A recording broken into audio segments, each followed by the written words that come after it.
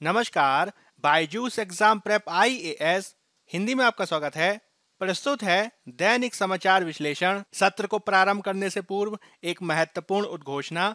Byju's exam prep IAS के द्वारा संघ लोक सेवा आयोग यूपीएससी की 2023 परीक्षा को ध्यान में रखते हुए एक नवीन पहल नॉलेज सीरीज का प्रारंभ किया जा रहा है।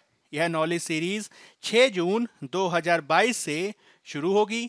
यह नॉलेज सीरीज 50 दिनों का एक कार्यक्रम है जिसमें प्रारंभिक और मुख्य दोनों परीक्षाओं से संबंधित महत्वपूर्ण परंपरागत विषयों जैसे कि इतिहास, भूगोल आदि से संबंधित टॉपिक्स को कवर कराया जाएगा। इसमें दैनिक आधार पर 2 लाइव सेशंस होंगे जो सुबह 11 बजे और 2 बजे आयोजित किए जाएंगे। इन कक्षाओं के माध्यम से आपको परंपरागत विषयों पर भी महत्वपूर्ण जानकारी प्रदान करने का प्रयास किया जाएगा। आपसे अपेक्षा की जाती है कि आप इस सीरीज में अधिक से अधिक स्वयं को जोड़ें और इसके लिए चैनल को सब्सक्राइब करें। सत्र के विषय आपके समक्ष हैं। आज के सत्र में हम चर्चा करेंगे मृत्युदंड में सुधार, सिंधु जल संधि, समुदाय उन्मुख स्वास्थ्य सेवाएं व आशा कार्यकर्ता, यूरोपीय संघ का रूसी तेल पर प्रतिबंध तथा मई महीने के जीएसटी संग्रहण पर। सत्र के अंत में हम मुख्य परीक्षा अभ्यास प्रश्न की चर्चा करेंगे जिससे संबंधित उत्तर संरचना भी हम आपको देंगे। तो चलिए शुरू करते हैं। सबसे पहला आलेख आपके समक्ष है। इसे पेज नंबर 6 से लिया गया है और इसका संबंध जीएस पेपर 2 में पॉलिटी से है। इसे आप जीएस पेपर 2 में ही सामाजिक न्याय से भी जोड़कर देख सकते हैं। मुख्य रूप से हम इसमें चर्चा करेंगे मृत्युदंड में सुधार पर। भारत में कई दशकों से मृत्युदंड की निष्पक्षता पर एक तीव्र वाद विवाद देखा जा रहा है जिसे भारत के सर्वोच्च न्यायालय के निर्णयों में पूर्व न्यायाधीशों, वकीलों, शोधकर्ताओं आदि के द्वारा स्वीकार किया गया है। इसके मूल में यह चिंता का विषय रहा है कि सजा देने की प्रक्रियाओं में व्यापक मनमानी देखी जाती है जो मुख्यतः मृत्युदंड पर लागू होती है। इसमें भी एक महत्वपूर्ण चिंता ये रही है कि सजा के चरण के दौरान अभियुक्त के बारे में बमुश्किल कोई प्रासंगिक जानकारी अदालत कक्ष में प्रवेश करती है। हालांकि हाल ही में सुप्रीम कोर्ट के द्वारा मनोज और अन्य बनाम मध्य प्रदेश राज्यवाद में मृत्युदंड की सजा के इस लंबे समय से उपेक्षित किंतु महत्वपूर्ण पहलू को संबोधित किया गया है। आपको इसके संदर्भ में यह ध्यान रखना है कि मृत्युदंड की संवैधानिकता को 1980 में बचन सिंह बनाम पंजाब राज्यवाद में बरकरार रखा गया था। इसमें व्यक्तिगत सजा पर बहुत जोर दिया गया और अदालतों से अपराध और अभियुक्तों की परिस्थितियों पर भी विचार करने का आह्वान किया गया। मुख्य रूप से व्यक्तिगत सजा में इस बात पर बल दिया जाता है कि प्रत्येक व्यक्ति की परिस्थितियां अपराध आदि करने के संदर्भ में पृथक होती हैं और इसके संदर्भ में जब हम अपराध आदि का निर्णय करते हैं तो व्यक्ति की परिस्थितियों आदि को भी निर्धारित करके सजा का निर्धारण किया जाना चाहिए। हालांकि बचन सिंह वाद के बाद से इसमें असहमति देखी जा रही है कि किन मामलों में मौत की सजा दी जाए और सजा के लिए प्रासंगिक आरोपी के बारे में जानकारी को कैसे लागू किया जाए। इसमें भी अधिकांश कैदियों के गरीब होने के कारण गुणवत्तापूर्ण कानूनी प्रतिनिधित्व हमेशा एक चिंता का विषय रहा है, जिसके चलते सजा की जानकारी एकत्र करने का बहुत कम प्रयास किया जाता है और सजा सुनाते समय आरोपी के बारे में जानकारी भी बहुत कम देखी जाती है। हालांकि सितंबर 2021 और उसके बाद से ही सुप्रीम कोर्ट ने इसका संज्ञान लिया है जिसमें मृत्युदंड लागू करने और अभियुक्तों के बारे में पर्याप्त जानकारी की कमी पर गहरी और तीव्र चिंता व्यक्त की गई है। विशेष रूप से सितंबर 2021 में मनोज वाद में इसे स्वीकार किया गया और उचित सजा प्रक्रिया के लिए आरोपी की जानकारी की केंद्रीयता को स्वीकार किया गया है। मुख्य रूप से मनोज वाद में न्यायपालिका बेंच ने एक आदेश पारित किया जिसमें जेल अधिकारियों और मानसिक स्वास्थ्य पेशेवरों से भी आरोपी की रिपोर्ट मांगी गई। इस प्रकार सुप्रीम कोर्ट ने 42 साल पहले बचन सिंह में अदालत द्वारा परिकल्पित व्यक्तिगत कृत सजा जांच को साकार करने की दिशा में महत्वपूर्ण कदम उठाए, जिसके तहत व्यक्ति को सजा दिए जाने के संदर्भ में उसकी परिस्थितियों को भी ध्यान में रखे जाने पर बल दिया गया। उल्लेखनीय है कि सजा तब होती है जब एक आरोपी को अपराध का दोषी पाया जाता है।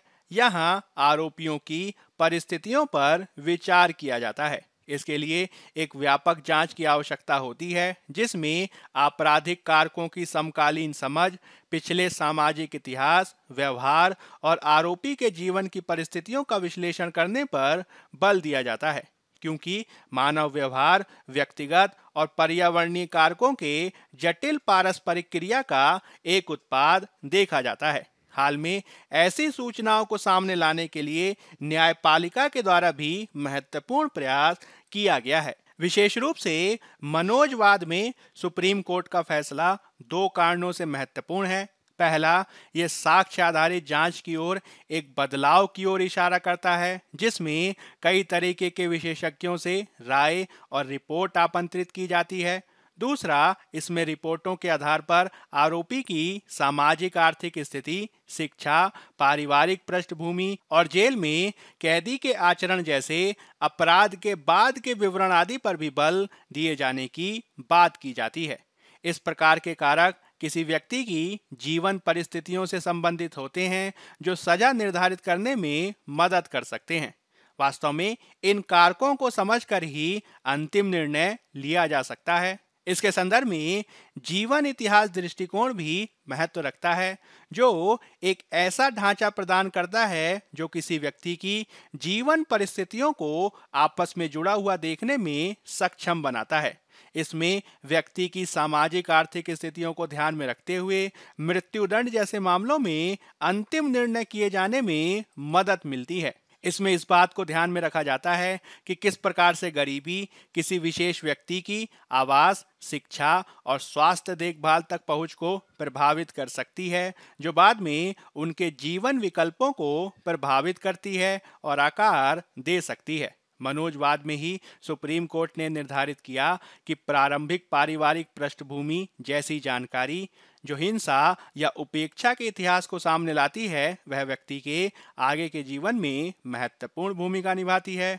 अतः मृत्युदंड के संदर्भ में सजा निर्धारित करने के लिए इस प्रकार के दृष्टिकोण को ध्यान में रखे जाने की आवश्यकता है। यह उम्मीद की जा सकती है कि निचली अदालतों के द्वारा मौत की सजा के मामलों में सजा देने में सुप्रीम कोर्ट के द्वारा अपनाई गई प्रक्रिया का पालन किया जाएगा। हालांकि वास्तविक चुनौती यह है कि आरोपी से संबंधित जानकारी किस प्रकार से अदालत के समक्ष प्रस्तुत की जाएगी। वर्तमान में सजा सुनाए जाने के संदर्भ में पारंपरिक प्रकार की सबूतों के आधार पर निर्णय प्रक्रिया का पालन किया जाता है, जिसमें व्यक्ति की सामाजिक आर्थिक पृष्ठभूमि पर कम ही ध्यान दिया जाता है। वर्तमान में अदालतों में कानूनी विशेषज्ञों से अलग हटकर अन्य मनोवैज्ञानिक आदि विशेषज्ञों की भूमिका भी बेहद सीमित होती है।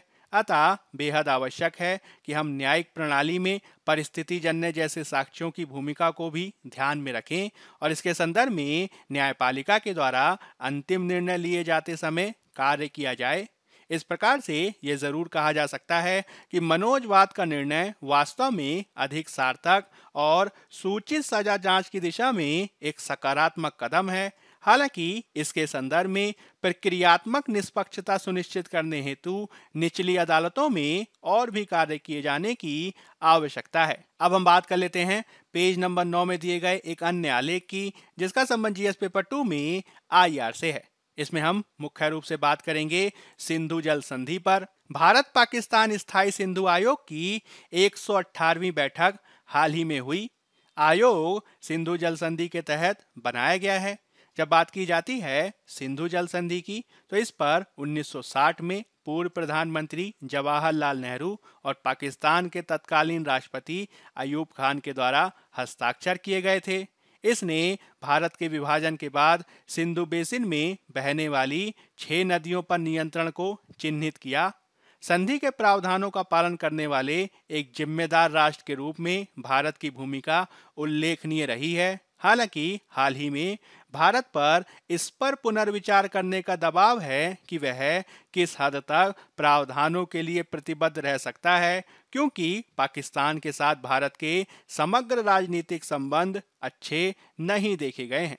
इसी की पृष्ठभूमि में हमें सिंधु जल संधि के कुछ महत्वपूर्ण प्रावधानों को समझने की आवश्यकता है। सिंधु जल संधि भारत को 33 मिलियन एकड़ फीट के औसत वार्षिक प्रवाह के साथ 3 पूर्वी नदियों यानी व्यास, रावी और सतलुज का नियंत्रण देती है। पाकिस्तान को 80 मिलियन एकड़ फीट के औसत वार्षिक प्रवाह के साथ 3 पश्चिमी नदियों चिनाब, सिंधु और झेलम का नियंत्रण प्राप्त है।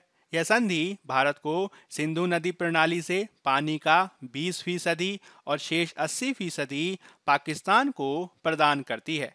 यह संधि भारत को सीमित सिंचाई उपयोग और बिजली उत्पादन, नेविगेशन आदि जैसे अनुप्रयोगों के लिए पश्चिमी नदियों के पानी का उपयोग करने की भी अनुमति प्रदान करती है। इस प्रकार भारत पश्चिमी नदियों पर डिजाइन और संचालन के विशिष्ट मापदंडों के अधीन रन ऑफ द रिवर परियोजनाओं के माध्यम से जल विद्युत उत्पन्न कर सकता है, जिसमें पानी के स्थायी भंडारण की आवश्यकता नहीं होती है। इसके अलावा पाकिस्तान को पश्चिमी नदियों पर भारतीय जल विद्युत परियोजनाओं के डिजाइन पर चिंता व्यक्त करने का भी अधिकार प्रदान किया गया है।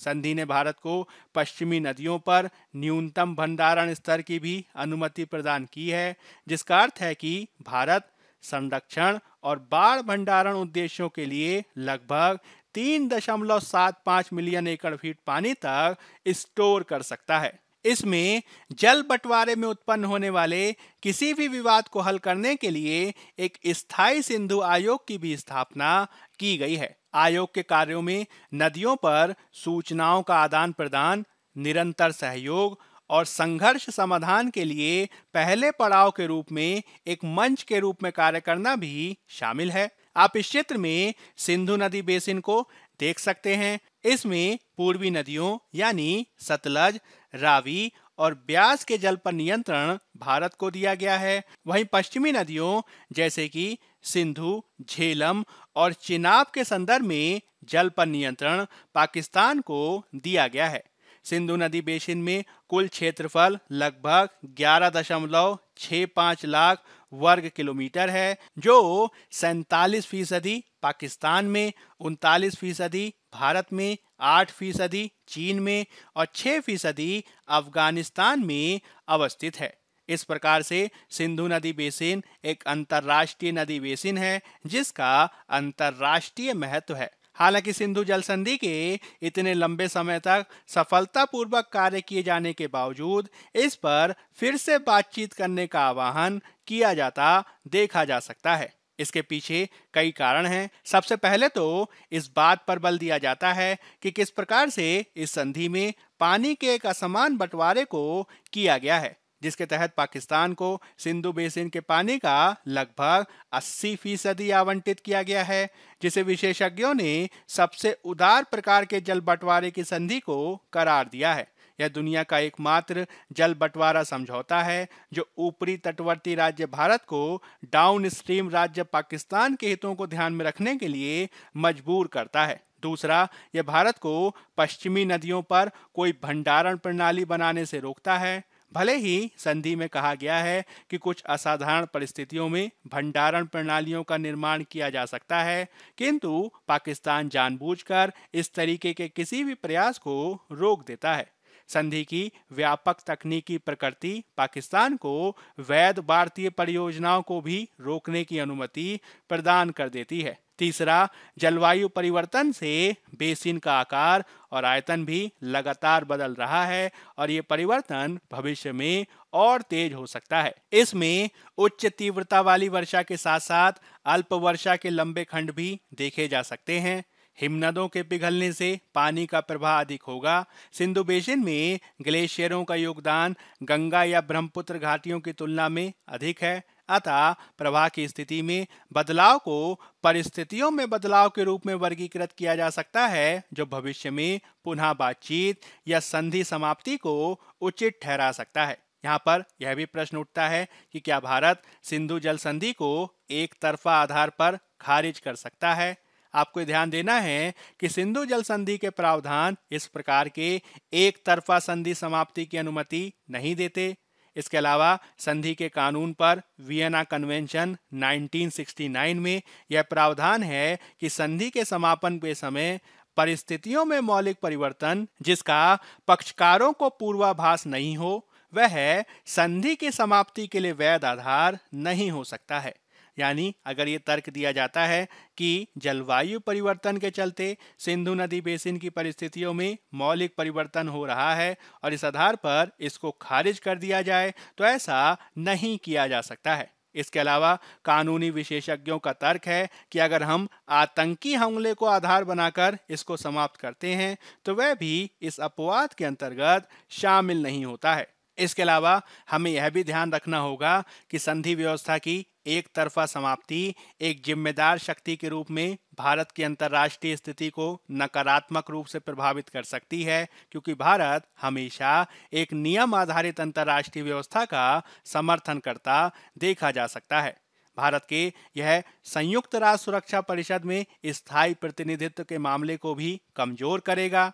इसमें हमें कुछ अन्य पहलुओं को भी ध्यान में रखना होगा, जैसे कि भारत का बांग्लादेश के साथ जल बंटवारा समझौता है। संधि की समाप्ति से बांग्लादेश में चिंता बढ़ेगी और बांग्लादेश के साथ हमारे संबंध प्रभावित होंगे। इसके अलावा चीन, जो पाकिस्तान का ऑल वेदर फ्रेंड यानी हर मौसम का सहयोगी है, वह निश्चित रूप से भारत को धमकाने के लिए ब्रह्मपुत्र नदी के पानी का उपयोग कर सकता है। इसके अलावा पश्चिमी नदियों के पानी को स्टोर करने या डाइवर्ट करने के लिए हमारे पास पर्याप्त बुनियादी ढांचा भी नहीं है। इस प्रकार हमें इसके संदर्भ में विविध दृष्टिकोणों से सोचकर कार्य किए जाने की आवश्यकता है। सबसे पहले तो भारत को पश्चिमी नदियों के पानी के अपने अधिकार का पूरी तरीके से उपयोग करने के लिए कदम उठाने चाहिए, जिसके तहत पानी के उपयोग के संदर्भ में हम जम्मू कश्मीर में बेहतर बुनियादी ढांचा बना सकते हैं। दूसरा, कुछ विशेषज्ञों का सुझाव है कि भविष्य में पाकिस्तान के द्वारा शत्रुता बढ़ने की स्थिति में भारत स्थायी सिंधु आयोग की बैठक को भी स्थगित कर सकता है। इस प्रकार भारत इसे पाकिस्तान पर दबाव की रणनीति के रूप में उपयोग कर सकता है। तीसरा, भारत को संधि पर फिर से बातचीत शुरू करने के लिए जलवायु परिवर्तन को परिस्थितियों में बदलाव के रूप में इस्तेमाल करने की संभावना को तलाशना चाहिए, जिससे पाकिस्तान पर दबाव बनेगा। चौथा, भारत और पाकिस्तान के विशेषज्ञों को यह आकलन करना चाहिए कि पूर्वी और पश्चिमी नदियों का पानी अपने अपने क्षेत्रों में कितना बर्फ या बारिश पर निर्भर है। इस तरीके के अनुमान इन नदियों के पानी के बंटवारे में प्रत्येक पक्ष की दूसरे पर निर्भरता की सटीकता को जोड़ेंगे। इसके अलावा हमें पंजाब और राजस्थान की नहर प्रणालियों में भी मरम्मत की जानी चाहिए ताकि उनकी जल वहन क्षमता को बढ़ाया जा सके। इस प्रकार हम एक तरफा समाप्ति किए बिना ही दूसरे अन्य उपायों के माध्यम से सिंधु जल संधि के अंतर्गत रहते हुए भी नदियों के महत्तम उपयोग को सुनिश्चित कर सकते हैं। अब हम अगले आलेख को देख लेते हैं, जो पेज नंबर 6 पर दिया गया है और इसका संबंध जीएस पेपर 2 में स्वास्थ्य और गवर्नेंस से देखा जा सकता है। इसमें हम बात करेंगे मुख्य रूप से समुदाय उन्मुख स्वास्थ्य सेवाएं और आशा कार्यकर्ताओं पर। हाल ही में विश्व स्वास्थ्य संगठन की विश्व स्वास्थ्य सभा के 75वें सत्र में भारत की सामाजिक स्वास्थ्य कार्यकर्ताओं यानी आशा कार्यकर्ताओं को ग्लोबल हेल्थ लीडर्स अवार्ड से सम्मानित किया गया, ताकि वैश्विक स्वास्थ्य को आगे बढ़ाने, नेतृत्व करने और क्षेत्रीय स्वास्थ्य के मुद्दों के प्रति प्रतिबद्धता के लिए उनके उत्कृष्ट योगदान को मान्यता दी जा सके। इस पृष्ठभूमि में ही हमें आशा यानी मान्यता प्राप्त सामाजिक स्वास्थ्य कार्यकर्ताओं के बारे में जानना चाहिए। आशा राष्ट्रीय ग्रामीण स्वास्थ्य मिशन के प्रमुख घटकों में से एक है। ये 25 से 45 वर्ष के आयु वर्ग में एक सामाजिक स्वास्थ्य कार्यकर्ता होती हैं, जो महिलाओं और बच्चों सहित ग्रामीण आबादी के वंचित वर्गों की स्वास्थ्य संबंधी आवश्यकताओं को पूरा करने के लिए संपर्क के पहले बिंदु के रूप में कार्य करती हैं। आमतौर पर प्रति 1000 जनसंख्या पर एक आशा होती है। हालांकि जनजातीय, पहाड़ी और रेगिस्तानी क्षेत्रों में काम के बोझ के आधार पर इस मानदंड को एक आशा प्रति बस्ती किया जा सकता है। इसकी विविध जिम्मेदारियां और भूमिका होती हैं, जैसे कि लोगों को पोषण, बुनियादी स्वच्छता आदि के बारे में जानकारी प्रदान करके जागरूकता पैदा करना।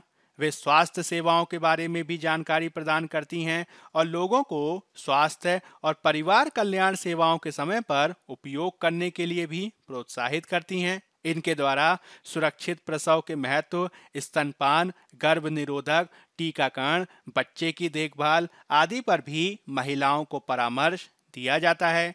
क्योंकि इनका चुनाव ग्रामीण स्थानीय समुदाय से ही किया जाता है, अतः आशा कार्यकर्ता इनके प्रति ज्यादा बेहतर जवाबदेह होती हैं और सार्वजनिक स्वास्थ्य प्रणाली और समुदाय के बीच एक बेहतर इंटरफेस यानी अंतःफलक के रूप में कार्य कर सकती हैं। वे हाशिए की आबादी और प्राथमिक स्वास्थ्य केंद्रों और जिला अस्पतालों जैसे संसाधनों के बीच भी महत्वपूर्ण लिंक प्रदान करती हैं। मूल रूप से महिला होने के चलते वे ग्रामीण महिलाओं को प्रजनन और बाल स्वास्थ्य के संदर्भ में ज्यादा बेहतर परामर्श दे पाने में सक्षम हो पाती हैं।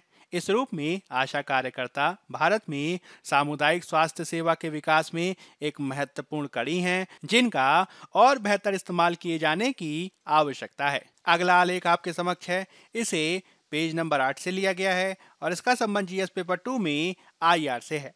मुख्य रूप से हम इसमें बात करेंगे यूरोपीय संघ के रूसी तेल पर प्रतिबंध पर। हाल ही में यूरोपीय संघ ने इस वर्ष के अंत तक 90% रूसी कच्चे तेल के आयात पर प्रतिबंध लगाने के लिए समझौता किया। हालांकि इस प्रतिबंध में हंगरी आदि देशों की आपत्तियों को ध्यान में रखते हुए पाइपलाइन से होने वाले तेल को छूट प्रदान की गई है। पाइपलाइन से होने वाले तेल के आयात को छूट इस तर्क पर दी गई है कि लैंडलॉक देश यानी चारों तरफ से स्थल से घिरे हुए देश जैसे कि हंगरी, चेक गणराज्य, स्लोवाकिया आदि रूसी पाइपलाइन तेल पर बहुत अधिक निर्भर हैं और उनके पास बंदरगाहों की अनुपस्थिति में वैकल्पिक स्रोतों पर स्विच करने का भी विकल्प तैयार नहीं है। यूरोपीय संघ के प्रतिबंध की घोषणा से तेल की कीमतों में एक तत्काल उछाल भी देखा गया है। उल्लेखनीय है कि फरवरी से रूस यूक्रेन युद्ध प्रारंभ होने के बाद से ही लगातार यूरोप पर यह दबाव बना हुआ है कि वह रूस से आयातित किए जाने वाले तेल पर अपनी निर्भरता को समाप्त करे। इसके संदर्भ में लगातार बढ़ते दबाव के बीच अब जाकर यूरोपीय संघ ने इसको लेकर फैसला किया है, जो इस साल के अंत तक लागू होगा। हालांकि इसमें रूस से किए जाने वाले गैस के आयात को छोड़ दिया गया है, यानी रूस से गैस का आयात किया जाना जारी रहेगा। तेल पर प्रतिबंध के संदर्भ में यह तर्क दिया गया है कि रूसी अर्थव्यवस्था तेल और गैस के निर्यात पर अधिक निर्भर है और इस संदर्भ में यूरोपीय यूनियन हर महीने कई बिलियन डॉलर रूस को तेल और गैस के लिए प्रदान कर देता है।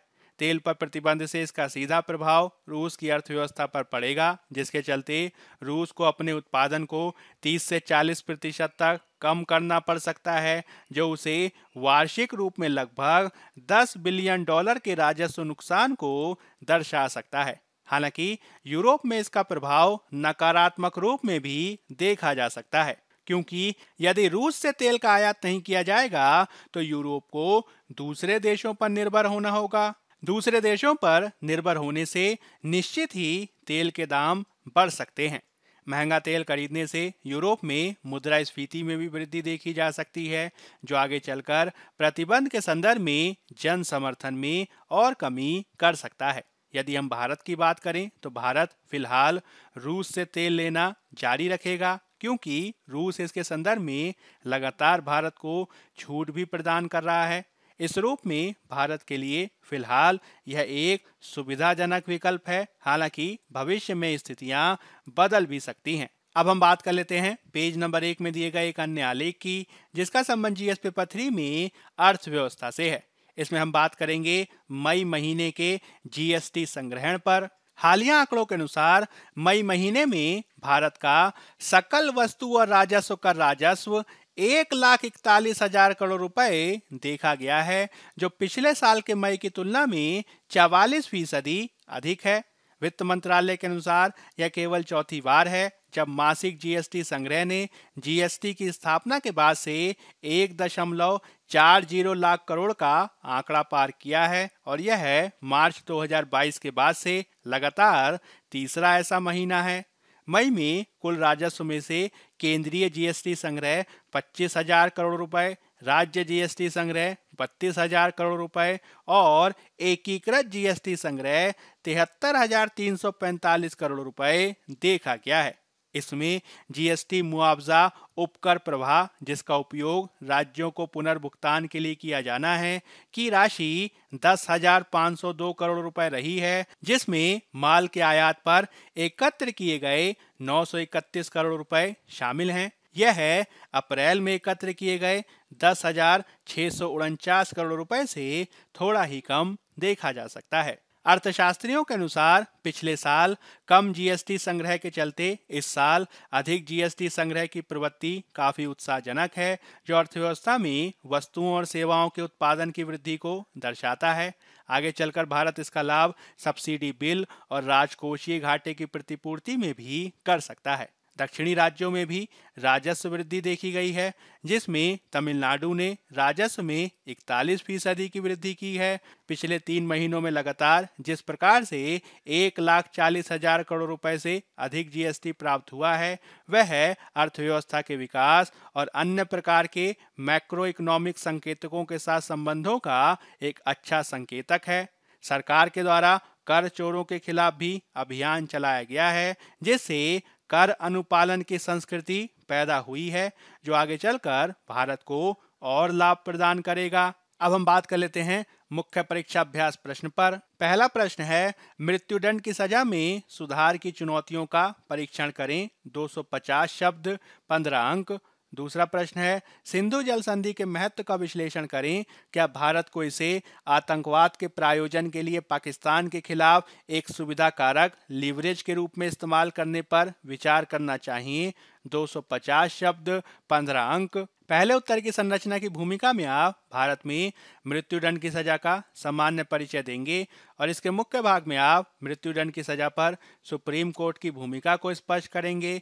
मृत्युदंड की सजा में सुधार के विविध पक्षों को देंगे। इसके संदर्भ में चुनौतियों, उचित निवारण उपायों की व्याख्या करेंगे और इसमें न्यायालयों की भूमिका भी स्पष्ट करेंगे। अंत में आप एक उपयुक्त सकारात्मक निष्कर्ष प्रदान करेंगे और इस रूप में आपका उत्तर पूर्ण होगा। दूसरे उत्तर की संरचना की भूमिका में आप सिंधु जल संधि का सामान्य परिचय देंगे और इसके मुख्य भाग में आप सिंधु जल संधि के प्रावधानों और महत्व की व्याख्या करेंगे। सिंधु जल संधि पर पुनर्विचार के प्रमुख तर्कों को देंगे। सिंधु जल संधि पर पुनर्विचार की आलोचना के बिंदुओं को स्पष्ट करेंगे और इसके संदर्भ में उचित निवारण उपायों को भी देंगे। अंत में आप एक उपयुक्त सकारात्मक निष्कर्ष प्रस्तुत करेंगे और इस रूप में आपका उत्तर पूर्ण होगा। बायजूस एग्जाम प्रेप IAS के आज के अंक में फिलहाल इतना ही। धन्यवाद।